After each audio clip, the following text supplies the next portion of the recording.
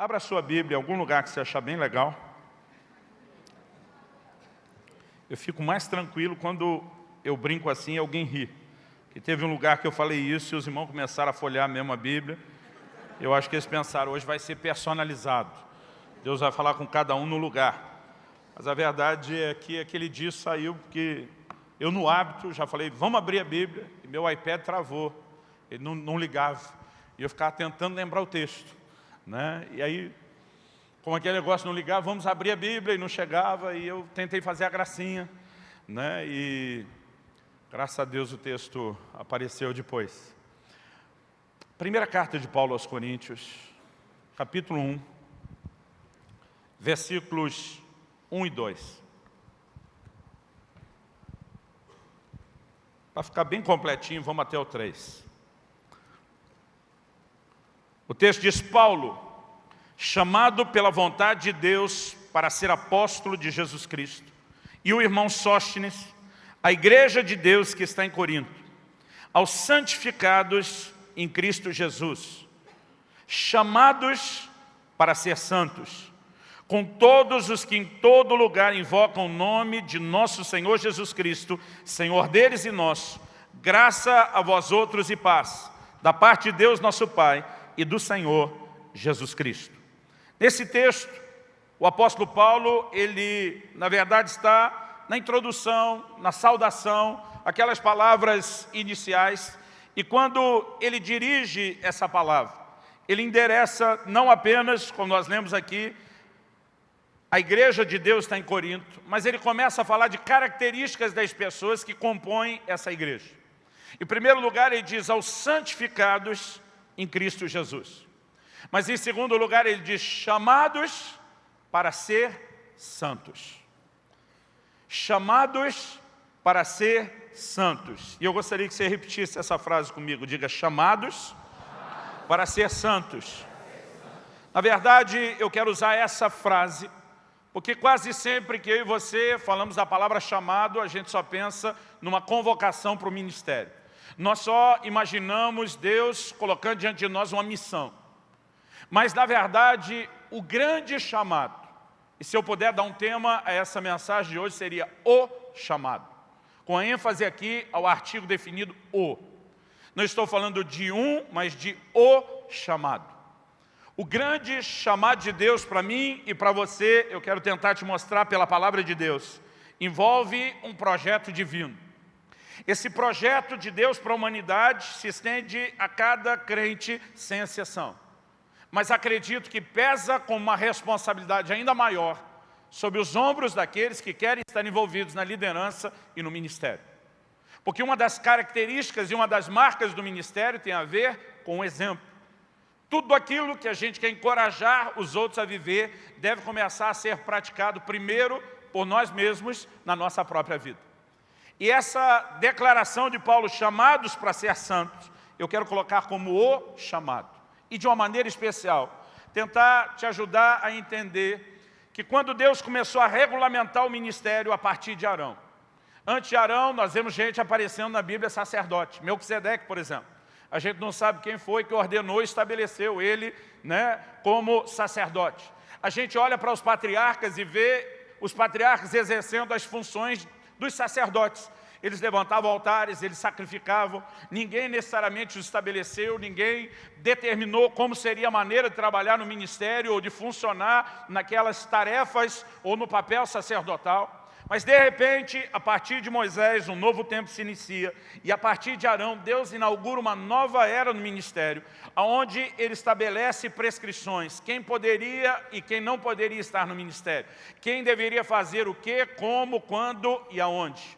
E é quando essas regulamentações começam, que nós percebemos Deus estabelecer um padrão. Por exemplo, no livro de Êxodo, no capítulo 28, e lá no versículo 36, a palavra de Deus nos mostra uma verdade importantíssima.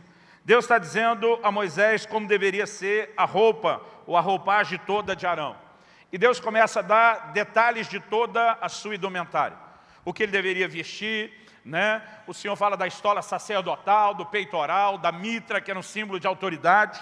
Mas quando chega no versículo 36, ele diz, farás também uma lâmina de ouro puro, e nela gravarás a maneira da gravura de sinetes, santidade ao Senhor.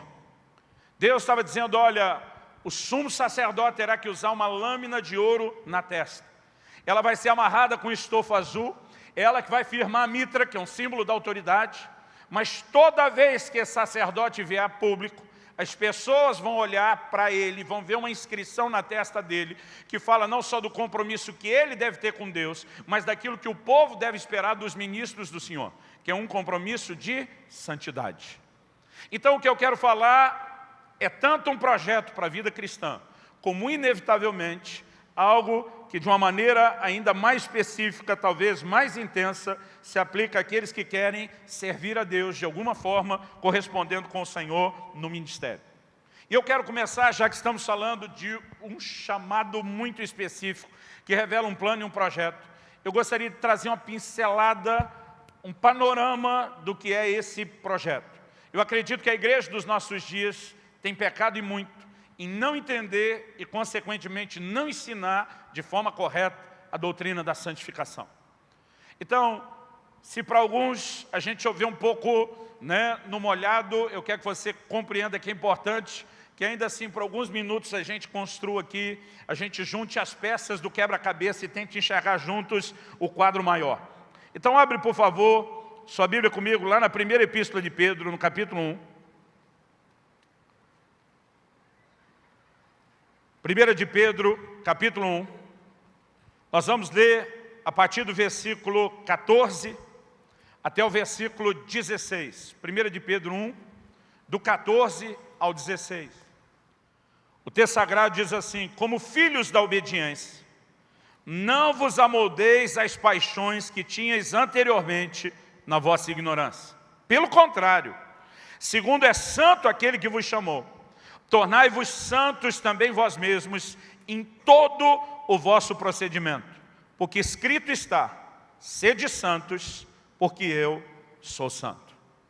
A ordem de Deus é muito clara, não vos amoldeis às paixões que tinhais anteriormente na vossa ignorância.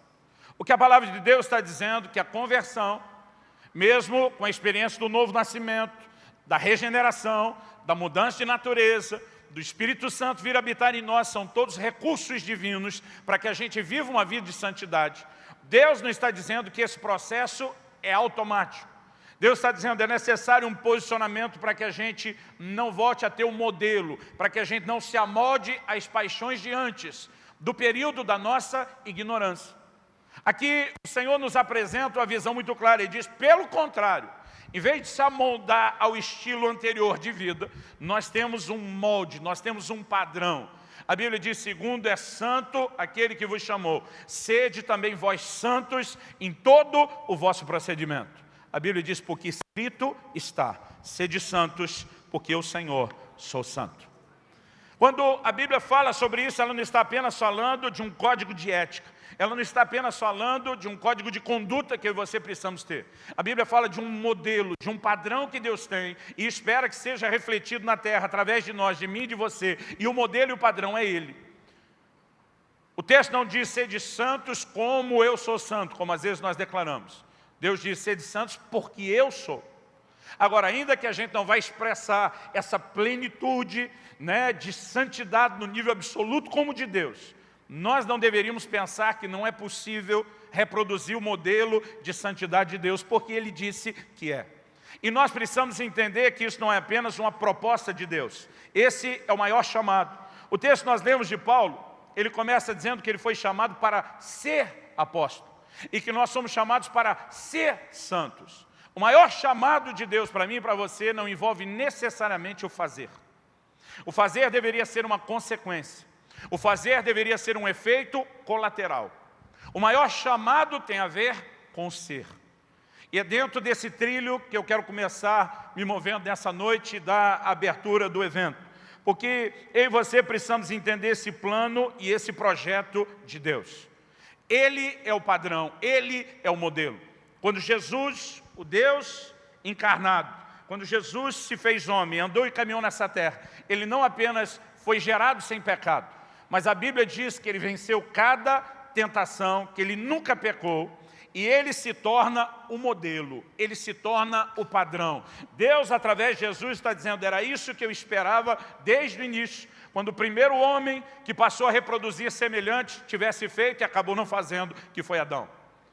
Aliás, a primeira matriz, eu vou mostrar para você pela Bíblia, ela acabou sendo comprometida e toda a produção a partir dela também foi comprometida. A partir de Jesus, Deus estabelece um modelo claro e diz, isso é o que eu sempre quis ter na terra. E ele se torna um padrão a ser imitado, um padrão a ser não apenas copiado, mas reproduzido. E a palavra de Deus nos apresenta isso com muita clareza. Por exemplo, em 2 Coríntios, no capítulo 3, um capítulo da Bíblia que eu amo, que fala da nova aliança como ministério do Espírito. As pessoas têm me chamado muito nos últimos anos, né, para falar sobre o Espírito Santo. Um dia desse alguém falou para mim, pastor Luciano, parece que o senhor gosta de falar do Espírito Santo. Eu falei, gosto não, eu para isso nasci e vim ao mundo. Eu falei, isso é minha missão. Eu amo falar a respeito do assunto, mas normalmente as pessoas pensam quando vamos falar do Espírito Santo somente no poder, nos dons e não são. E muitas vezes nós não entendemos o que é o cerne da obra do Espírito Santo em nós. E 2 Coríntios 3, depois de apresentar o ministério do Espírito, como Paulo chama, diz que ele, o Espírito, nos transforma de glória em glória na imagem do Senhor Jesus. Há uma transformação progressiva, ela não é instantânea, ela não é imediata na ocasião do novo nascimento, mas algo começou e vai se estender progressivamente de glória em glória, e o alvo que nós temos que alcançar é a imagem do Senhor Jesus. Um dia desse alguém me perguntou, o senhor acredita nesse negócio dos 5 ministérios? Que o ministério do apóstolo ainda é para hoje? Eu falei, por que eu não acreditaria? Não, porque alguns ensinam que o dom já não existe mais. Aí eu falei, a gente tem que deixar a própria Bíblia dizer que o que Deus deu, por quanto tempo dura. Eu falei, a minha Bíblia deu um prazo de validade para esses ministérios. Efésios 4:11 diz que ele estabeleceu apóstolos, profetas, evangelistas, pastores, mestres, com um propósito, para o aperfeiçoamento dos santos. E os santos também têm um propósito de ser aperfeiçoado para a obra do ministério. Aí o texto diz assim, até que todos cheguemos à unidade da fé e à estatura do varão perfeito, o Filho de Deus. Eu olhei para esse irmão e falei, nós já chegamos lá, à unidade da fé e à estatura do varão perfeito? Ele falou, não. Eu falei, então, até que o prazo de validade não acabou. Agora, está todo mundo discutindo se tem ou não tem o dom ministerial e ninguém para se importar qual é o propósito dos dons. O que eles deveriam produzir na igreja. O que Deus espera, querido, não é que esses ministérios saiam de cena. O que Deus espera é que eles cumpram o seu propósito. É que nós alcancemos o grande objetivo de Deus, que é nos tornarmos conforme a estatura do varão perfeito, Cristo Jesus. Em Romanos, no capítulo 8, no versículo 29, a Bíblia diz, aos que dantes conheceu, também os predestinou, para que fossem conformes à imagem de seu Filho Jesus. O grande plano e projeto de Deus para cada um de nós não era apenas que a gente escapasse da condenação eterna do inferno, carimbasse o passaporte para o céu, é que nessa trajetória nós pudéssemos nos conformar com a imagem do Senhor Jesus. 1 de João 2,6 diz, se alguém diz estar nele, deve andar como ele também andou. 1 de Pedro 1,21 diz que nós temos que andar nas suas pegadas, ou seja, o rastro que ele deixou deve ser repetido por cada um de nós. O tempo todo a palavra de Deus nos apresenta uma visão. Mas o lugar onde, para mim, fica mais claro o projeto, é lá em 1 Coríntios, capítulo 15. E eu pediria que você rapidamente abrisse comigo lá. 1 Coríntios, capítulo 15. E nós vamos ler a partir do versículo 45. Pois assim está escrito, o primeiro homem, Adão, foi feito alma vivente. O último Adão, porém, é espírito vivificante. Mas não é primeiro o espiritual e sim o natural. Depois, o espiritual. O primeiro homem formado da terra é terreno. O segundo homem é do céu. Como foi o primeiro homem, o terreno, tais são também os demais homens terrenos. E como é o homem celestial, tais também os celestiais. E assim como trouxemos a imagem do que é terreno, devemos trazer também a imagem do celestial. Aqui o apóstolo Paulo chama Jesus tanto de o último Adão, como também de o segundo. E com isso ele está se referindo a Jesus com a mesma função que Adão teve, de ser um cabeça de raça. Quando Adão foi criado, Deus coloca para estar em vigor sobre ele aquilo que foi falado sobre o resto da criação. E cada um reproduza conforme a sua espécie. Adão se tornou o cabeça de uma raça, a matriz reprodutora de semelhantes seus. E a Bíblia diz em Romanos 5,12 que por meio de um só homem, uma clara referência a Adão, entrou o pecado no mundo, através do pecado a morte, e a Bíblia diz, e a morte passou a todos os homens. Porque quando a matriz, a primeira, foi comprometida, toda a produção em série foi afetada pelo pecado. Agora, a Bíblia está dizendo que nós trazemos a imagem do que é terreno, porque essa herança nos foi comunicada, essa herança nos foi transmitida. Nenhum de nós precisou lutar para conseguir isso. Ela foi um legado.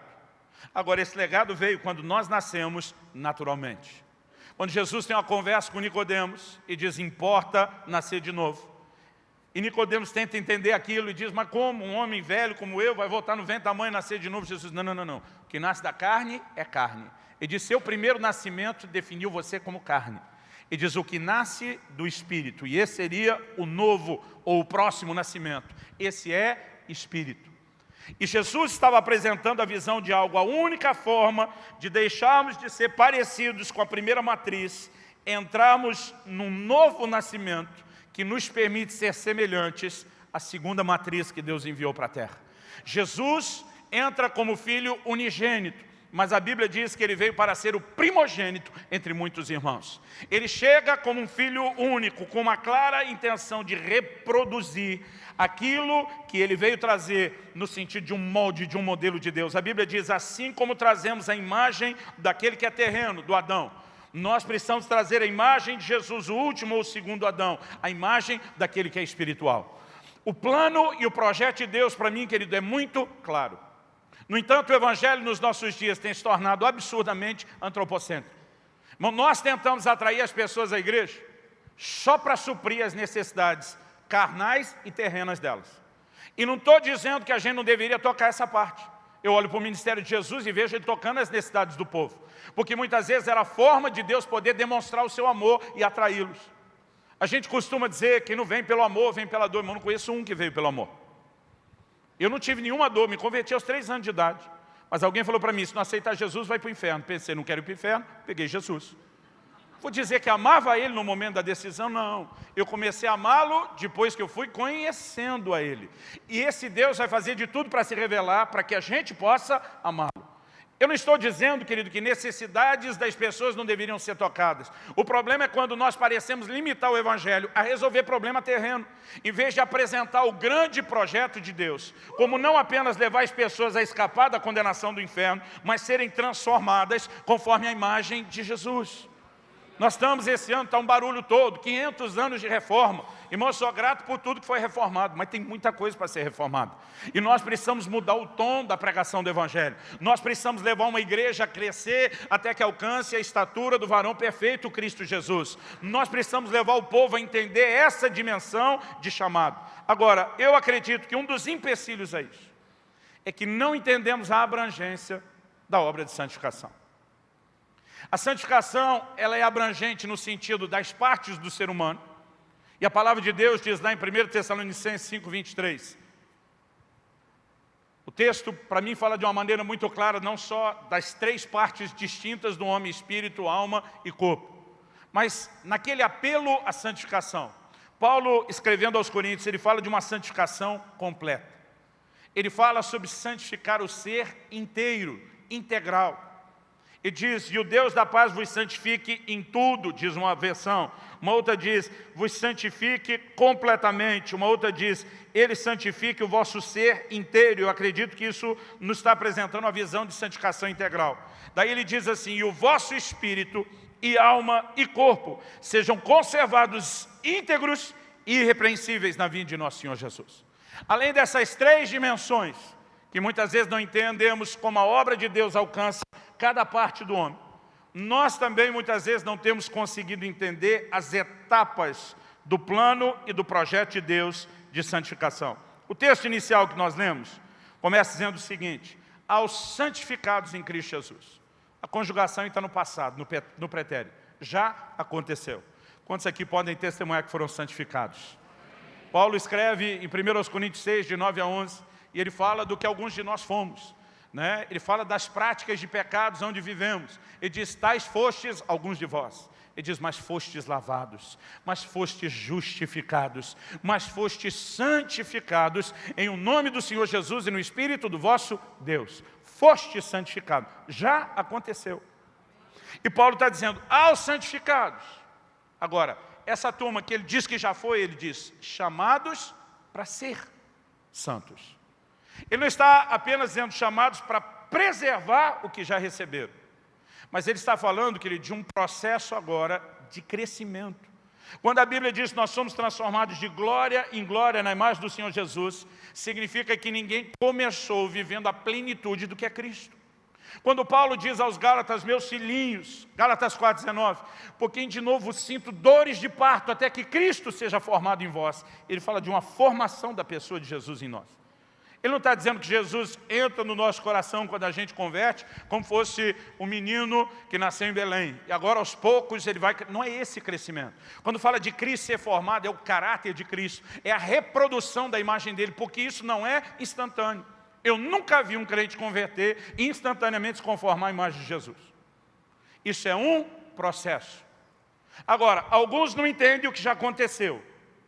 E porque não entende, vive debaixo de culpa, de condenação, preso ao seu passado. Irmãos, nós precisamos entender o que é essa santificação inicial. A Bíblia diz ainda que os vossos pecados sejam como escarlate, Isaías 1,18. Ou como carmesim. Deus diz, eu os tornarei brancos como a neve, brancos como a pura lã. Quando se fala do carmesim e da escarlate, irmão, pensa nas coisas que mais tingiam e sujavam o tecido e era difícil de limpar na época. Hoje, para tentar pensar em algo equivalente, eu fico tentando imaginar o que é derrubar um açaí purinho, daquele lá do Pará, numa camiseta branca. E isso que hoje nós temos todo tipo de detergente, sabão, uma tecnologia de reagentes químicos que eles não tinham na época. Agora Deus está dizendo, ainda que seja como isso, tingiu, manchou, encardiu, Ele está dizendo, não tem nada que eu não possa limpar na sua vida. E muita gente, porque não entende nessa obra do início, vive preso num lugar de culpa. Agora, tem gente tentando tirar as pessoas de um extremo, que é esse lugar de culpa, de não entender a santificação, e estão tentando vender uma imagem de que tudo já aconteceu. Irmão, uma coisa é aquilo que Deus determinou no plano espiritual. A outra é a apropriação disso na nossa vida. Por exemplo, a Bíblia diz que Jesus é o cordeiro morto antes da fundação do mundo. Irmão, esse assunto de redenção está liquidado antes do homem existir. O homem nem tinha sido criado, ainda não tinha nem pecado, Deus já planejou tudo. No plano espiritual está tudo pronto. Agora, significa que todo homem está salvo? Não. Deus proveu para todo mundo. Cada um vai ter que se posicionar e se apropriar daquilo para si. Nós não podemos confundir esse algo feito do lado de lá, como se instantaneamente já tivesse materializado do lado de cá. Agora, alguns começam a falar da santificação inicial, dizendo, não, tudo que tinha que acontecer, já aconteceu nesse dia. Não é o que minha Bíblia diz. Ela diz que nós vamos ser transformados de glória em glória. É progressivo. Tem mais glória para frente do que o que experimentamos até agora. Então, quando Paulo diz, santificados em Cristo, algo poderoso aconteceu, mas chamado para ser. Há um desenvolvimento de santidade daqui para frente. Dá uma olhadinha comigo em Romanos, no capítulo 6, e no versículo 22. O apóstolo Paulo fala algo muito importante aqui. Ele diz assim, agora, porém, libertados do pecado, passado, já aconteceu. Transformados em servos de Deus, passado, já aconteceu. E diz, tendes o vosso fruto para a santificação. Santificação agora é um processo. E diz, e por fim, a vida eterna. Há pelo menos 3 etapas distintas da obra de santificação. Uma é a santificação inicial. A outra é a santificação progressiva. Nós não podemos menosprezar o que aconteceu na santificação inicial. Mas nós precisamos entender que existe algo mais do que essa experiência inicial. A prova disso está na própria palavra de Deus. Dá uma olhadinha comigo no livro de Hebreus, no capítulo 10. Hebreus, capítulo 10, dos versículos 10 a 14. A Bíblia diz assim, nessa vontade, está falando da vontade de Deus, é que temos sido santificados, mediante a oferta do corpo de Jesus Cristo, uma vez por todas. Ora, todo sacerdote se apresenta dia após dia a exercer o serviço sagrado e a oferecer muitas vezes os mesmos sacrifícios que nunca jamais podem remover pecados. Jesus, porém, Tendo oferecido para sempre um único sacrifício pelos pecados, assentou-se à destra de Deus, aguardando daí diante até que os seus inimigos sejam postos por estrado dos seus pés. Porque com uma única oferta aperfeiçoou para sempre quantos estão sendo santificados. Com uma oferta aperfeiçoou para sempre. Está tudo resolvido da parte que ele fez. Mas na nossa, nós ainda estamos sendo santificados. Irmão, não reconhecer o poder da santificação inicial me leva a estar preso na culpa, numa vida de derrota para o pecado. Preso ao passado. Confundir isso aqui, tentando dizer que tudo aconteceu, vai me impedir de amadurecer no processo de santificação. E eu acredito que essa falta de compreensão da progressão é que tem nos roubado. Um último texto. Estou dando muito texto porque é um assunto delicado nos nossos dias. 2 Coríntios, capítulo 7, versículo 1. Diz: tendo, pois, ó amados, tais promessas, purifiquemo-nos de toda impureza, tanto da carne como do espírito, aperfeiçoando a nossa santidade no temor de Deus. A palavra traduzida aqui, aperfeiçoando, do original grego, epiteleu, significa completar, realizar, concluir ou aperfeiçoar. Ele fala de algo que começou e que precisa ser levado adiante. O texto que eu citei de Isaías 1,18, eu lembro, ainda era garoto, e um dia eu vi meu pai pregando a respeito disso, eu fiquei assim, pasmo, uau! Parece que aquilo não entrou só na minha cabeça, a revelação entrou no meu coração. Meu pai dizia, Deus não está falando em Isaías 1,18 só de 2 tipos de coisas que mancham a roupa ou o tecido e são difíceis de remover. Ele falou, Deus também dá 2 exemplos de algo branco, alvo. Ele diz ainda que os vossos pecados sejam como escarlata, como carmesim, mas ele diz tornar Sião, primeiro, brancos como a neve. Segundo, brancos como a lã. Ele diz, a gente tem uma diferença entre uma coisa e outra. A neve é algo que cai do alto e vem sobre nós. Ele diz, isso fala do primeiro nível de santificação, aquela que nos é imputada em Cristo Jesus. Nós não fizemos absolutamente nada por merecer. Nós cremos em tudo aquilo que Jesus fez. Pela graça de Deus nos apropriamos e fomos completamente lavados. Isso veio dos céus. Mas a segunda lã é algo que brota de dentro para fora. É o domínio de Deus, da natureza dele, controlando o meu ser. É o processo de crescimento que vem depois da santificação inicial. Onde agora, depois de receber aquilo que vem do alto, eu me permito ser trabalhado num processo de crescimento, de maturidade. Nós precisamos entender isso, porque não entender isso vai me impedir de sair desse lugar onde eu acho que tudo já está resolvido. E a palavra de Deus, de uma maneira muito clara, diz que não está. E aliás, se a gente for bem honesto, existe ainda algo mais. Hebreus 13, 20 e 21 também fala, do Senhor nos aperfeiçoando, mas existe o que nós podemos chamar da santificação final. Há um processo que ainda não terminou. Paulo em Romanos, no capítulo 8, no versículo 23, ele fala de algo que ele classifica como a redenção do corpo. Romanos, capítulo 8, verso 23. Ele diz, e não somente ela, ele falou antes que a natureza geme. Ele diz, não somente ela, a natureza, mas também nós que temos as primícias do Espírito, igualmente gememos em nosso íntimo, aguardando a adoção de filhos, a redenção do nosso corpo. Não quer dizer que a adoção ainda não aconteceu, mas um aspecto final disso, que é a redenção do corpo, ainda não aconteceu. Do que a Bíblia está falando? O apóstolo Paulo diz de uma maneira muito clara em 1 Coríntios 15, logo depois de falar de trazer a imagem do Senhor, a gente percebe, a gente leu do versículo 45 ao 49.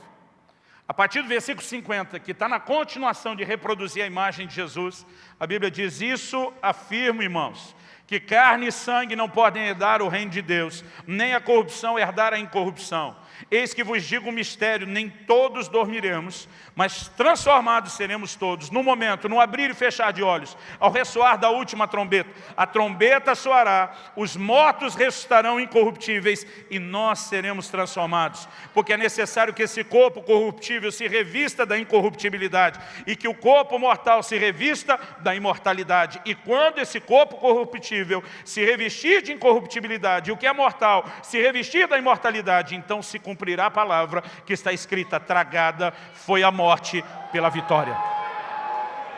Esse processo que o Senhor Jesus começou de vitória sobre a morte será consumado. Quando? Por ocasião da sua vinda. E quando a Bíblia fala de santificação progressiva, ela sempre está apontando para a expectativa que nós devemos ter para esse dia. E o Deus da paz vos santifique em tudo, e o vosso espírito, alma e corpo sejam conservados irrepreensíveis para a vinda de nosso Senhor Jesus. Por ocasião da vinda do Senhor, nós teremos o desfecho da redenção. Aqueles que já morreram, que já dormiram no Senhor. 1 Tessalonicenses 4 diz, vão ressuscitar primeiro. Depois os vivos que não passaram pela morte serão todos transformados. Ele diz, porque sem a transformação do corpo, ninguém herdará o reino de Deus. Isso vai te fazer sentido quando você conecta o que ele está falando da imagem do Senhor aqui, em 1 Coríntios 15, com o corpo, com o que Paulo fala em Filipenses 3, 20 e 21. A nossa pátria está nos céus, de onde aguardamos um Salvador, o qual há de transformar o corpo da nossa humilhação para ser igual ao corpo da sua glória. Irmão, esse aspecto nós não vivemos ainda. Eu sei que é uma briga teológica enorme em torno da questão de duas naturezas. Mas a verdade é que Jesus diz, o que é nascido da carne é carne. O que é nascido do Espírito é Espírito. Ele não falou que o novo nascimento anulava os efeitos do primeiro. Ele estava dizendo que o impacto da segunda experiência poderia sobrepor a primeira. Não significa que eu e você, porque nascemos de novo, deixamos de ter uma inclinação ao pecado. E sabe o que é interessante? A Bíblia diz que o seu espírito nasceu de novo, foi recriado. Foi ali que você nasceu de novo. Agora, a gente confunde isso, irmão. A sua transformação não foi no corpo. Se o camarada se converteu e estava com problema de peso, não emagreceu tudo, da noite para o dia, porque converteu. Porque a mudança não é no corpo. Se estava como a gente, depois de uma certa idade, começa a tentar esconder os buracos da cabeça, puxando cabelo de um lado para o outro, não apareceu cabeludo do outro dia, porque a transformação não foi no corpo. Ela também não foi no nível da nossa mente. Menino converte antes do vestibular, irmão, não ficou mais inteligente para passar no vestibular porque converteu. Porque o novo nascimento também não foi aqui. Se ele era ruim de cálculo antes, vai continuar ruim de cálculo depois. Aonde se deu a mudança? No nível do nosso espírito. Ele foi recriado. Agora, Tiago escreve, e ele fala que nós precisamos receber com mansidão a palavra em nós implantada. Ele está dizendo que nós já fomos gerados, nascidos de novo. Ele diz, a qual é poderosa para salvar a vossa alma. Essa palavra traduzida, salvar, que ela dá a ideia de restauração. Um processo agora começa de levar eu e você a termos a nossa mente, pensamentos, emoções, ajustando aos princípios de Deus e à imagem do Senhor Jesus. E o corpo, Paulo diz, eu esmurro meu corpo, eu reduzo a escravidão. Eu vi uma frase ainda na minha adolescência, da irmã Valnice Milhomes. Ela dizia, a carne não converte, tem que ir para a cruz. Pelo negócio não converte, irmão. Você vai ter que subjugar. O seu espírito nasce de novo, sua alma precisa de restauração, seu corpo tem que ser subjugado até o dia que seja plenamente transformado. Se a gente não entender nessas etapas, nesses processos, nós vamos bagunçar as coisas no meio da santificação. Eu não vou olhar para trás, para absolutamente nada da minha vida antes de Cristo, e achar que isso me atrapalha de entrar na presença de Deus. Porque a Bíblia diz que pelo sangue de Jesus nós temos ousadia para entrar lá. Então, irmão, não tem passado, isso tudo foi zerado. Agora, não significa que a perfeição foi alcançada. E não significa que porque eu nasci de novo, que não exista luta alguma contra o pecado. Eu tenho ouvido gente dizer isso hoje em dia. Se você nasceu de novo, não tem que lutar contra o pecado. E digo, como não? A Bíblia diz lá no livro de Hebreus, na vossa luta contra o pecado, ainda não resististe até o sangue. Quem foi que disse que não tem luta? Porque a sua carne não viveu essa transformação. E a gente faz uma bagunça do novo nascimento no nível do Espírito, como se algo tivesse acontecido no nível da carne. Nós temos que subjugar a carne. Nós temos que sujeitar a nossa alma, a nossa mente, a um processo de renovação da palavra, de governo do Espírito Santo em nós. Agora, o plano e o projeto de Deus é que a gente viva a vida de santidade. E me perdoe dar essa volta toda. Mas é só depois de tentar fechar aqui o panorama do projeto de santidade que eu quero pregar o que eu realmente vim pregar. Será uma plataforma, um fundamento. Eu vou correr agora. Paulo diz que nós somos chamados para ser. E muitas vezes eu percebo, irmão, estou no ministério há muito tempo. Apesar de não ser tão velho assim, eu comecei novo. Então estou nisso há muito tempo. Eu já vi muita água passar debaixo da ponte. Eu estou observando esse negócio há muito tempo. Como é fácil as pessoas acreditarem que o chamado delas é para fazer, e elas acabam esquecendo o ser. É lógico que nós também fomos chamados para fazer, não estou falando contra isso. Não, o pastor pregou que santidade é vagabundagem espiritual, ninguém faz mais. Não, não é isso que eu estou dizendo. A ênfase principal, o maior chamado, o chamado de Deus para mim e para você, é ser e não só fazer. Aliás, até do apostolado, Paulo diz chamado para ser apóstolo e não para fazer o apostolado acontecer. Chamado para ser santo. E eu olho para muitos e vejo como a questão do ser versus fazer tem se tornado uma epidemia, um problema terrível. Vamos falar no contexto da nossa nação, embora isso não se limite a nós. Às vezes o nosso consolo é que não é só a gente que está ruim, tem mais gente ruim. O apóstolo Pedro diz, irmãos, sabeis que sofrimentos semelhantes aos vossos estão sendo experimentados pela irmandade do mundo inteiro. O cara pensa, graças a Deus, não é só comigo. Jesus disse, naquele dia muitos me dirão. Ele não diz alguns, nem poucos, ele diz muitos me dirão. Senhor, em teu nome nós profetizamos. Mateus 7, 23. Expulsamos demônios, de 21 a 23. Curamos os enfermos. Jesus disse, vai olhar para esses caras e dizer, ei, eu não vos conheço. Apartai-vos de mim, vocês que praticam a iniquidade. Ele não disse, não foi no meu nome que vocês fizeram, não. Ele não vai questionar coisa nenhuma que vocês fizeram, conversa é essa. Irmão, que está em pauta, não é nem se fizeram e nem se foi no nome dele. Ele está dizendo que vocês podem ter tido uma baita de uma produtividade, uma alta performance ministerial, mas se vocês praticam a iniquidade e nunca manifestaram a minha natureza na terra, vocês não me representam. O ministro, antes de fazer, antes de produzir, ele deve representar a natureza de Deus.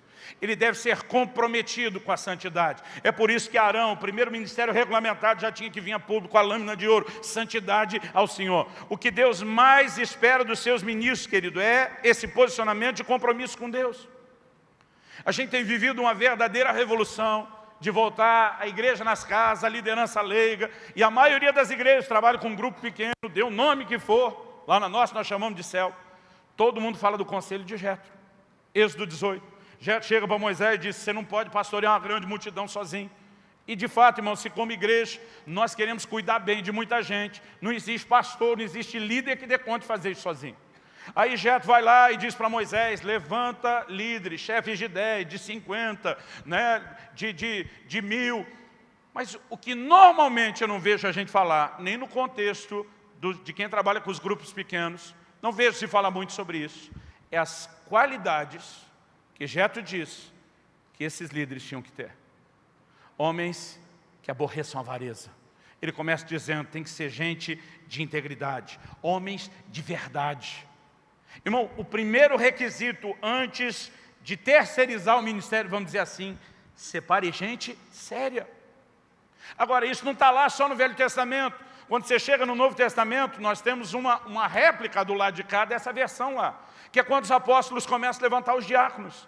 Eles dizem, nós não podemos abandonar a palavra de Deus para servir as mesas. Nós vamos levantar gente que nos ajude à medida que o trabalho da igreja cresce e nós vamos perseverar na palavra e na oração. Agora, irmão, para entregar cesta básica na casa da viúva, que hoje a gente diria, não precisa nem ser crente, só precisa ter um carro e uma carteira de motorista.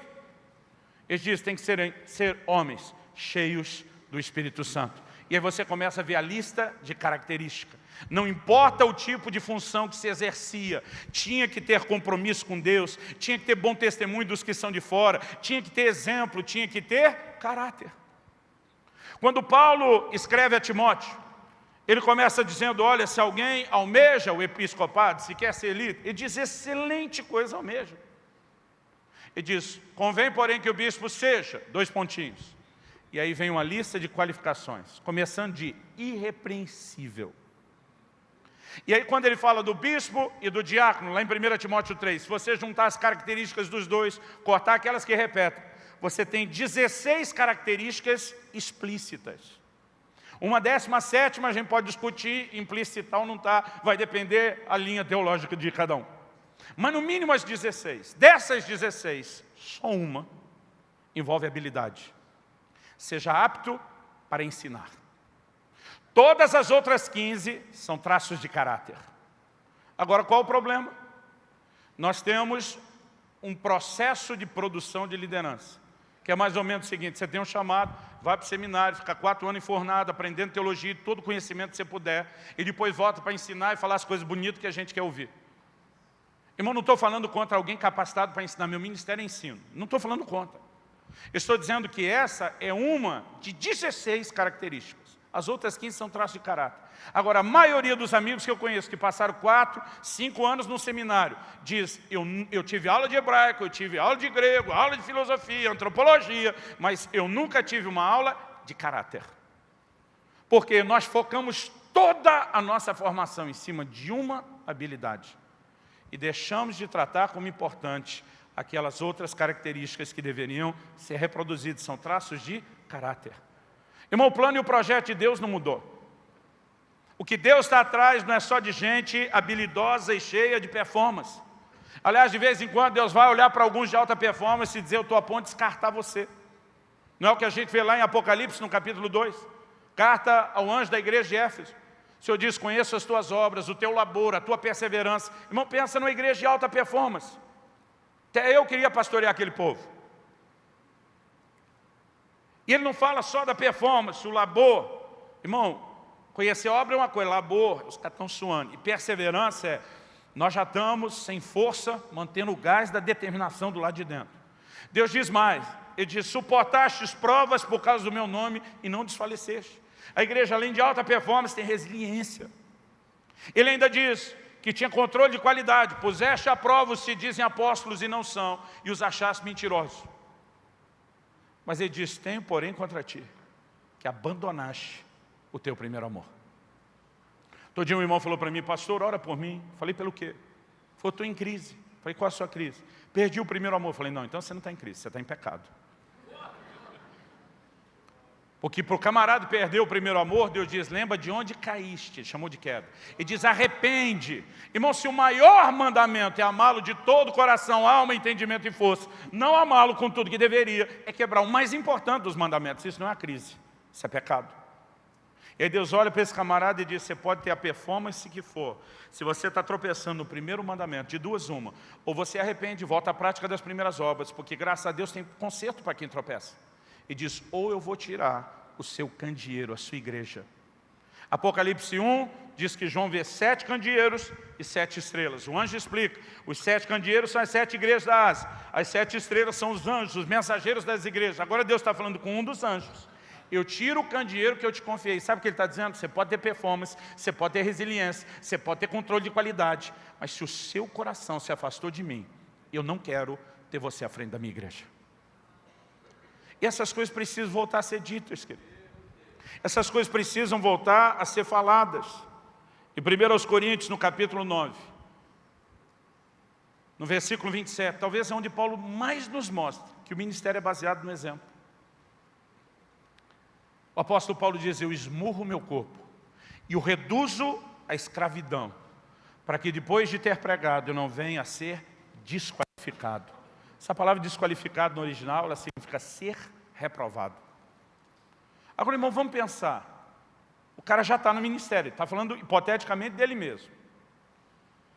Se hipoteticamente Paulo cometesse uma barbaridade, resolvesse roubar dinheiro da igreja ou de um irmão, caísse num pecado de imoralidade, ou qualquer outra coisa bem doida que você puder imaginar, Paulo está dizendo que se ele não subjugar a sua carne, ele ficaria desqualificado. O que é essa desqualificação ministerial? Todo o conhecimento de Bíblia que Paulo tinha, seria perdido porque ele pecou? Não. Ele continua sabendo isso tudo. Se ele subir no púlpito, ele tem conhecimento para transmitir? Tem. Toda a experiência ministerial de implantação de igreja, de cuidar de todo mundo, ia desaparecer porque ele pecou? Não. Ele continua sendo um ótimo conselheiro, uma excelente referência. Todo o impacto da experiência que ele teve quando foi arrebatado ao terceiro céu, sumiu porque ele pecou? Não. Porque quando a Bíblia fala de alguém desqualificado, nunca está falando que ele perdeu a habilidade. Está falando de alguém que perdeu a autoridade. É algo completamente diferente. Porque a força de um ministério se baseia no seu exemplo. E nós precisamos entender isso, querido, não para colocar peso sobre ninguém. Outro dia alguém falou, está tentando botar peso nos outros. Eu falei, ei, o senhor da igreja, falando com o anjo das igrejas de que ele é dono, foi que disse que as coisas funcionam desse jeito. Então, se achar pesado, não reclama comigo, reclama com ele. O que nós precisamos entender, querido, é que nós temos todos os recursos para viver de forma santa. E quando ele ainda repreende um cara desse que perdeu o primeiro amor, ele está dizendo, lembra de onde caiu, volta. Sabe o que ele está dizendo? Eu quero restaurar você, eu não quero que a coisa fique bagunçada. Agora, o que eu não consigo entender é que alguém decidiu o que é ser leve e o que é ser pesado. E ele acha que ele, não o senhor da igreja, é que dá o tom de como as coisas deveriam ser. Há um grito do coração de Deus para que um exército de gente comprometida com Ele se levante. Por favor, diga amém. E tendo colocado esse entendimento, o apóstolo Paulo dizia, sede meus imitadores como eu sou de Cristo. Ele ainda está lutando e precisando esmurrar, subjugar o seu corpo, sim. Mas ele está dizendo, me imitem, eu vou ser referência para vocês. Eu já muitas vezes falei para os meus pastores, para a minha equipe, para os meus discípulos, até quando eu errar, eu espero poder ser para vocês um exemplo de como consertar as coisas. Mesmo não sendo perfeito, eu quero que vocês olhem para mim. Nós precisamos entender essa responsabilidade. Eu quero terminar com algo que Deus colocou muito forte no meu coração esses dias. Quando a gente fala de chamado, em vez de entender esse projeto de Deus, a gente ouve o termo chamado, na cabeça do crente vem ministério. E quando eu falo de chamado, eu não só penso em ministério, mas por causa da minha história, eu penso num texto da Bíblia. Isaías 6,8. A quem enviarei? Quem há de ir por nós? E Isaías respondendo, eis-me aqui, envia-me a mim. Por quê? Quando era um garoto, com 7 para 8 anos de idade, eu estava numa escola dessas, da classe infantil, do ministério infantil na igreja.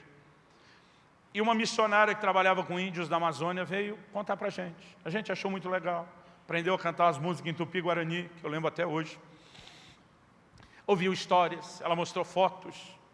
Mas ela começou a falar do que era a alma daqueles índios, do que era a eternidade deles, da importância de se trabalhar com eles, o como faltava gente para trabalhar. E ela faz um gancho para Isaías 6. Ela diz, olha, não é de hoje que Deus está procurando gente que coopere com Ele. Que Ele está dizendo, aqui enviarei, quem há de ir por nós, esperando que alguém atenda o chamado dEle. Irmão, não sei te explicar o que aconteceu, mas meu coração aqueceu. Aqueceu de uma forma aquele dia. Eu falei, não sei por que não estão dizendo não, mas se ele está aceitando voluntário, eu estou dentro. Um dia desse alguém perguntou, pastor, como foi seu chamado? Eu, imitando a declaração de um amigo, falei, até hoje estou tentando entender se ele que me chamou ou eu que me ofereci. Que quando eu descobri que ele estava aceitando candidato, falei, é nós, estamos dentro. Naquele dia, querido, algo aconteceu dentro de mim. Todo mundo, quando perguntava aos amigos, o que vai ser quando crescer? Um dizia, bombeiro, polícia, bandido. Tinha uns que falavam isso mesmo. Né? Eu dizia, missionário. Demorou para entender que aquilo que eu ouvi aquele dia não se limitaria a eu estar dentro da Amazônia. Aliás, foi uma frustração quando eu disse, Deus falou comigo, não esse o seu destino. Porque aquilo foi tão forte que eu não conseguia enxergar outra coisa na época. Então, normalmente a gente tem essa tendência, eu talvez até mais. Só que um dia desse eu estava orando. Estava refletindo essas coisas, orando por essas ministrações nossas do casa de Zadok. E eu ouvi o Espírito Santo falar comigo, antes de dizer, eis-me aqui, envia-me a mim. E eu senti aquela reticência, deixando o assunto no ar. Antes de dizer, eis-me aqui, envia-me a mim. Eu corri lá para Isaías 6, falei, o que aconteceu antes? Em primeiro lugar, a Bíblia diz que a visão que Isaías tem é da santidade de Deus. Os serafins à volta do trono proclamando santo, santo, santo é o Senhor dos exércitos. A segunda coisa é o impacto que a revelação e o entendimento da santidade de Deus tem em Isaías. A ponto desse cara que está batendo sem dó nem piedade contra o pecado. Irmão, Isaías começa no capítulo 1 e o cara chega assim, sem piedade nenhuma. Falando na linguagem de hoje em dia, do padrão de luta hoje em dia, ele chega dando cotovelada, joelhada, ele bate com força. Ele diz, o boi conhece seu dono, o jumento seu possuidor, mas Israel não me conhece. Irmão, e daí vai. Só que quando ele tem aquela visão, depois de bater no povo, chamar de pecador, ele tem a visão. Qual é a reação de Isaías? Ai de mim que vou perecendo. E aí o que ele diz? Eu sou um homem de lábios impuros e habito no meio de um povo de impuros lábios. Sabe o que ele está dizendo? Eu sou farinha do mesmo saco. Essa turma que eu bati, eu estou vendo que eu estou nivelado. Eu estou igual a todo mundo. E é nesse momento de crise, do contraste da santidade de Deus que ele enxerga, de áreas que não foram mudadas na sua vida, que um anjo de Deus pega uma brasa no altar e vem e toca a boca do profeta. De vez em quando alguém me faz a mesma pergunta: pastor, qual o mistério do toque na boca? E minha resposta sempre é a mesma, eu digo, não tem mistério. É a oração que ele fez. Sou um homem de lábios impuros. Talvez se ele tivesse dito, sou um homem de olhos impuros, teriam vindo 2 brasas nos olhos. Ou como diz no interior de São Paulo, onde me criei, nos olhos. Um dia a gente estava falando desse assunto num culto nosso de família, um dos meus filhos soltou: pai, tem uns que estão precisando de um banho inteiro de brasa. O negócio está feio. Mas a verdade é que naquela área onde eu e você reconhecemos aquilo que ele está tentando mostrar, nós atraímos. Irmão, deixa eu te dizer, Deus não quer só nos levar a uma revelação da santidade dEle. Ele não quer só mostrar o que precisa mudar na minha e na sua vida, com uma forte convicção. Ele quer nos levar a entender que há uma provisão de santificação e transformação para as nossas vidas. Por favor, diga amém. Então fala para alguém ao seu lado, fala: Deus tem brasa do altar para tocar a sua vida também. Agora deixa eu te dizer, antes de Deus perguntar a quem enviarei, e normalmente a gente diz: não, foi aqui que Isaías recebeu o seu chamado para o ministério. Não, querido, ele já estava no ministério, ele já estava profetizando, ele já estava trabalhando, mas não era um representante de Deus à altura. Deus olha e diz: é um camarada dedicado, é bem intencionado, mas as coisas estão meio bagunçadas e nós vamos ter que arrumar. E antes de dizer, eu realmente posso contar com você, Deus o leva a entender a santidade dele, do Senhor. Deus mostra a falta de santidade na vida dele, o profeta, e quando ele se permite receber o toque de santificação, é depois disso que vem: a quem enviarei e quem há de ir por nós, dirigido a quem passou o processo. E hoje em dia, querido, em nome da demanda de crescimento do ministério, nós estamos fazendo de tudo, apelando, puxando pelos cabelos, pelo amor de Deus, vem liderar um ministério, vem cuidar de uma célula, vem isso, vem aquilo, e nós estamos queimando etapas. A palavra de Deus diz: quer fazer? Legal, tem que ter qualificações. Além de ter qualificações, tem que ser provado, para só depois ser estabelecido. Mas a gente começou a entrar numa produção em série tão acelerada, que não dá mais tempo de esperar as ferramentas estarem afiadas o suficiente. Só que Eclesiastes 10 diz o seguinte: se estiver embotado o ferro, tem que se pôr mais força. Mas a sabedoria é proveitosa para dar prosperidade. Tem coisa, irmão, que parece perda de tempo, mas que tem uma sabedoria de Deus que nos fará ganhar tempo. Por exemplo, no Velho Testamento o Senhor diz: quando vocês entrarem na terra prometida, nos primeiros 3 anos, vocês não comem das árvores frutíferas de Canaã. No 4º ano, tudo será santo ao Senhor, ou seja, não comem ainda. No 5º ano, vocês vão começar a comer da árvore. Os caras estão 400 e tantos anos só no Egito esperando a tal da terra prometida. Agora, rolou 40 anos, ninguém chegou nada. Depois desse tempo todo, vamos entrar 5 anos para comer da árvore. Aí Deus diz assim: se vocês respeitarem isso, vocês vão aumentar a produtividade da árvore. Deus não está dizendo o fruto que você vai comer vai ser melhor. Não é só a árvore amadurecer para você desfrutar melhor. Deus diz: se você esperar e não atacá-la depressa, a produtividade aumenta depois. Então Paulo escreve para Timóteo e diz: não separe para o ministério um neófito. Tem que ter tempo de crescimento. E esse tempo que parece nós estamos perdendo no início, ele se torna algo que ganha tempo depois. Irmão, tem nego com machado afiado e está batendo, está fazendo força, gasta muito mais energia, perde muito mais tempo.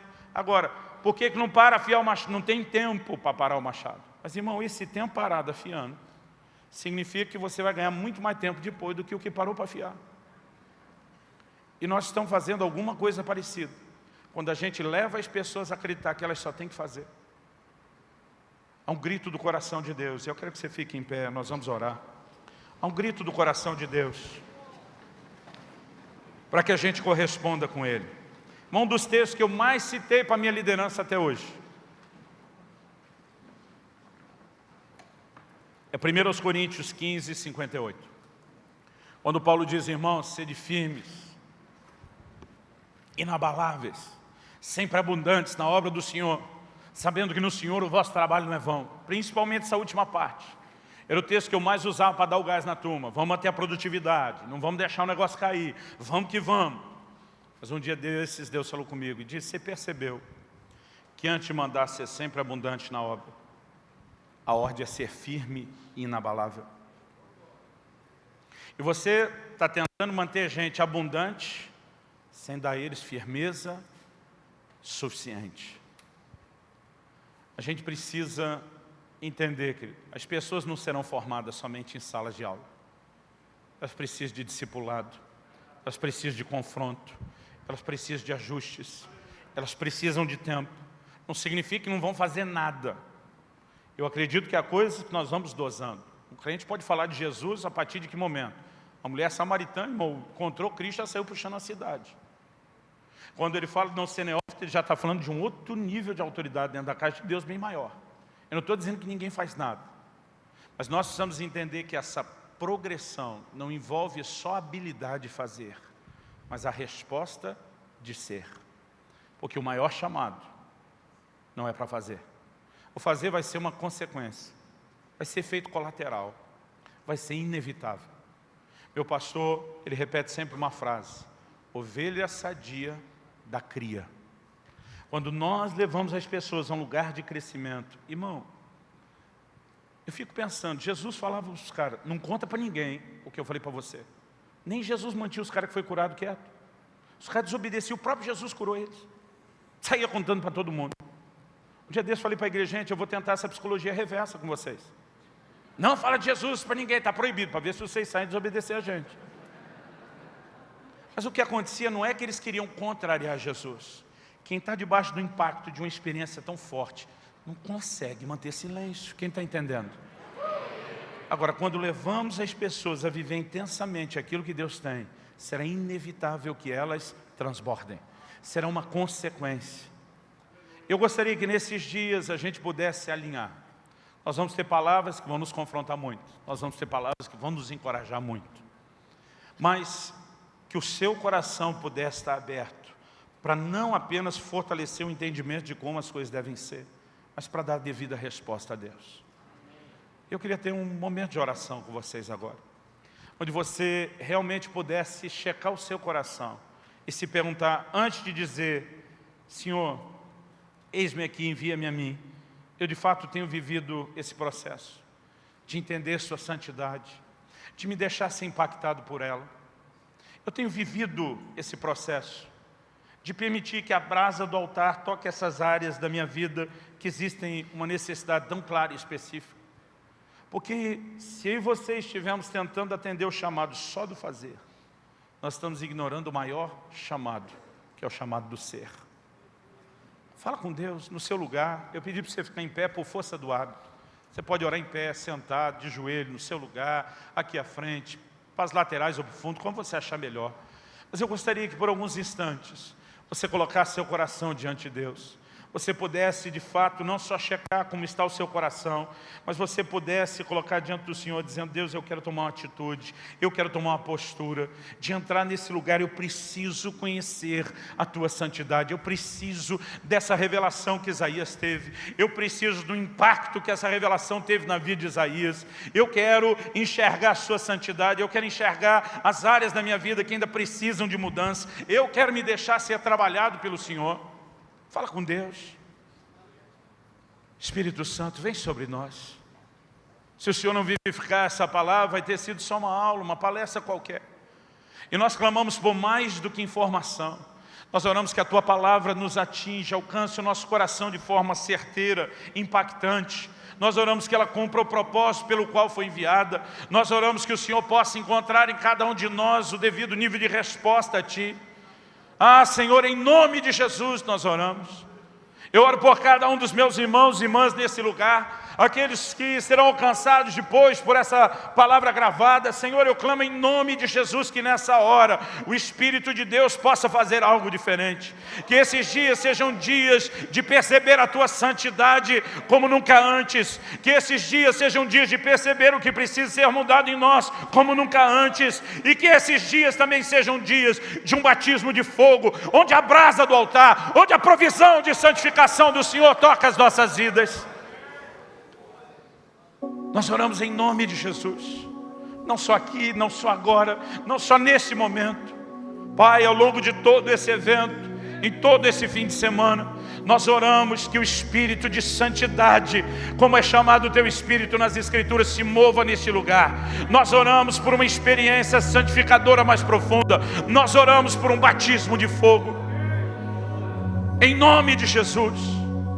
Em nome de Jesus. E para a glória de Deus. Fala com Deus, querido. Põe sua vida diante dele. Renova seu compromisso. Seu compromisso de santidade com Deus. De entender a importância de ir além da santificação inicial. De trabalhar ou se deixar ser trabalhado nessa santificação progressiva. Até que venha a santificação final. De entender o nível de resposta que cada um de nós deve a Deus. Que não é só trabalho. É antes de mais nada exemplo. O chamado, o maior chamado, é o chamado para ser santo. Nenhum outro chamado, nenhuma outra tarefa, nada, absolutamente nada, vai substituir isso.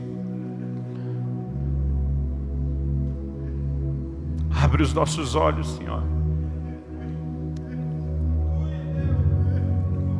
Abre os nossos olhos.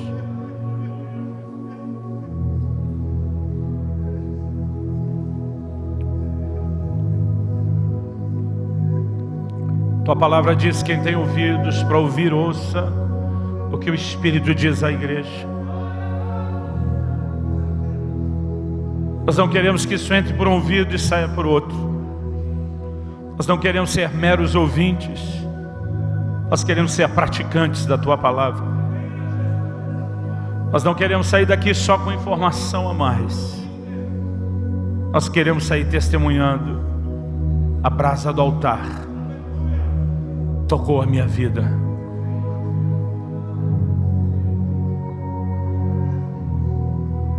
Em nome de Jesus. Em nome de Jesus.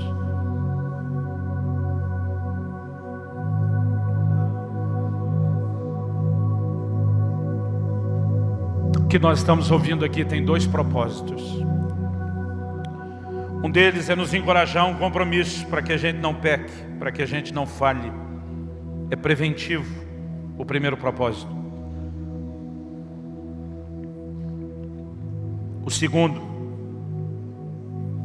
diz respeito àqueles de nós que talvez nessa hora, nesse momento, a gente reconheça: eu tenho tropeçado ao longo da caminhada. Mesmo dispondo a servir a Deus, eu tenho dado vazão à carne e ao pecado algumas vezes. Eu não vim aqui te apontar o dedo. Eu não vim aqui jogar pedra em você. Eu vim aqui te dizer que o Senhor da igreja, que tem um alto padrão para os seus ministros, Ele está te dizendo: lembra de onde você caiu.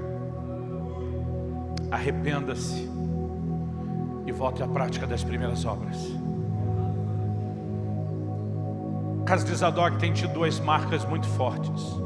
Um é o zelo e o temor de Deus que gera no nosso coração. E é o trabalho de prevenção para daqui para frente. Mas o outro é um forte vento de restauração que Deus tem trazido sobre vidas que estavam amarradas, ministérios presos, emperrados e que foram libertos por uma experiência mais profunda de santificação. Essas duas coisas vão acontecer nesses dias. E não importa o como você entrou aqui, precisando de restauração, só da prevenção, dos dois, deixa o Espírito de Deus te envolver, porque coisas especiais acontecerão nesse lugar. Quantos creem nisso? Você recebe essa palavra? Então diga: eu recebo em nome de Jesus. Aleluia.